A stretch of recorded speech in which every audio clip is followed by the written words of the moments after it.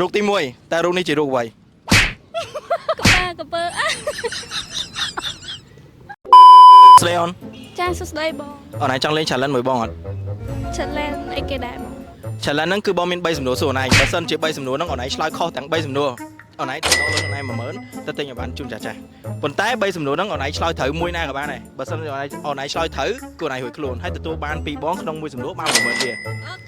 អូខេរូបទី1តែរូបនេះជារូបអ្វី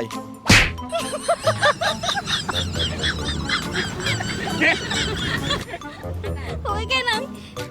កពើ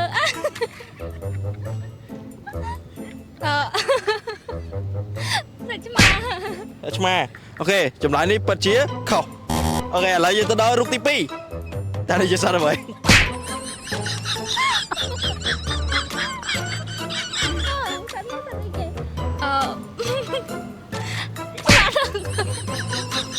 ចម្លើយនេះគឺខុសអូខេឥឡូវយើងចូលទៅដល់រូបទី3បាទរូបទី3ស្រួលហ្មងស្រួលជាងរូបទី1ទី2ទៀតអូខេឥឡូវ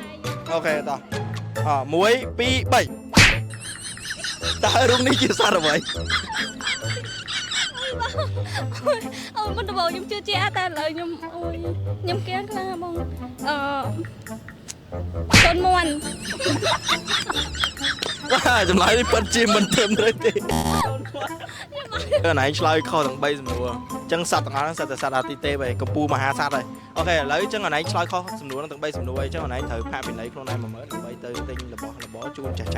បងឥឡូវហ្នឹងខ្ញុំលេង challenge ចាន់គាត់ទេឥឡូវខ្ញុំនឹងដកលុយខ្លួនឯង10000ពេល challenge ហ្នឹងគាត់និយាយថាឲ្យខ្ញុំដល់10000ប៉ុន្តែខ្ញុំគិតថាខ្ញុំនឹងថែមលុយខ្លួនឯង10000ទៀតដើម្បីយកទៅជូនអ៊ំដែលគាត់រៀងខ្វះខាត